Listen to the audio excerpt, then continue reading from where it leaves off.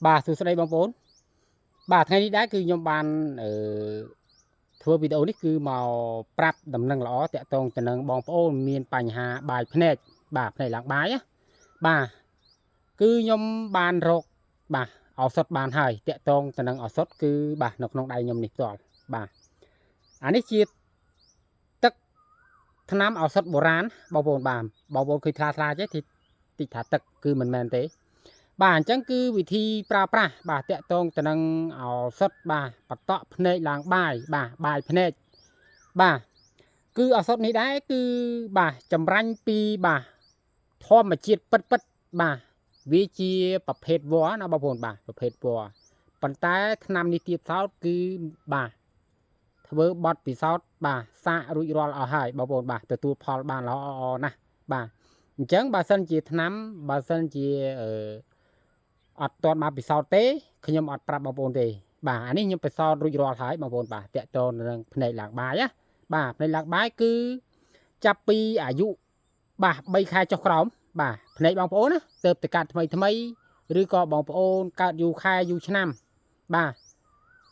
បើសិនជាបងប្អូនចាប់ពី3ខែចុះក្រោមបងប្អូនទៅតែកើតថ្មីបងប្អូនប្រើរយៈពេលត្រឹមតែ1សប្តាហ៍ទេបាទគឺនឹងជីហើយតាក់ទងនឹងភ្នែកឡើងបាយណាបាទ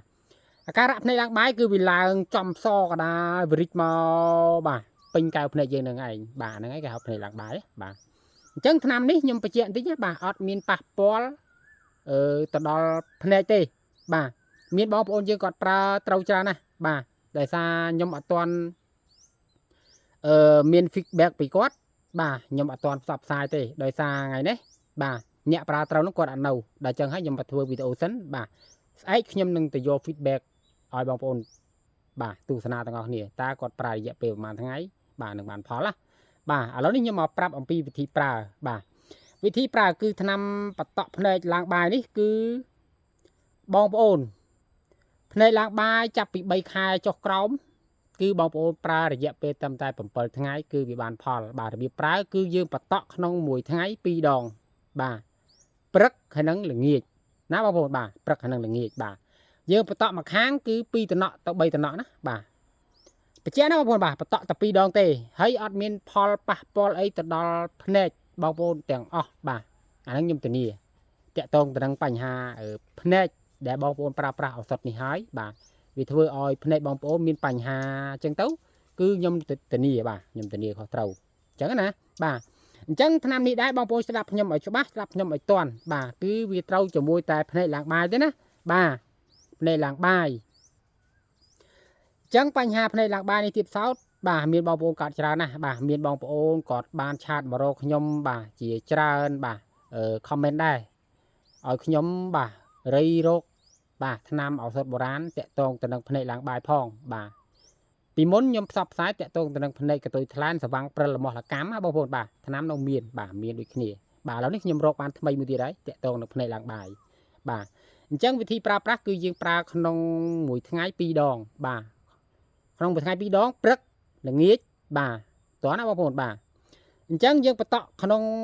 បាទភ្នែកយើងមួយខាង2តំណក់បងប្អូនបាទមួយខាង2តំណក់ទៅ3តំណក់បាទ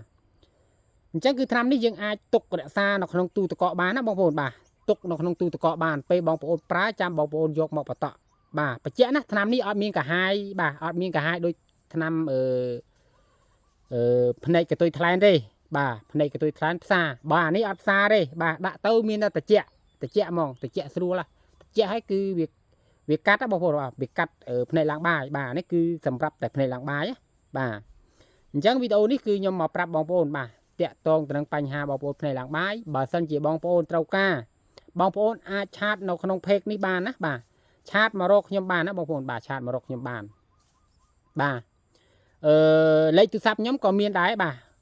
ខ្ញុំបានផុសរួចជាច្រើនហើយបាទ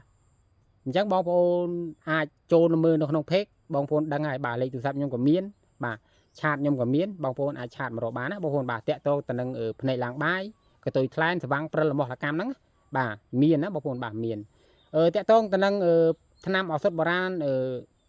បតក់ភ្នែកឡើងបាយនេះបាទបើសម្រាប់បងប្អូនកើតថ្មីបាទធានាហ្មងបាទថាមិនជាទេបាទខ្ញុំបាទចេញថ្លៃឲ្យបងប្អូនវិញ បាទស្ដាប់ពីតួណាបងប្អូនបាទ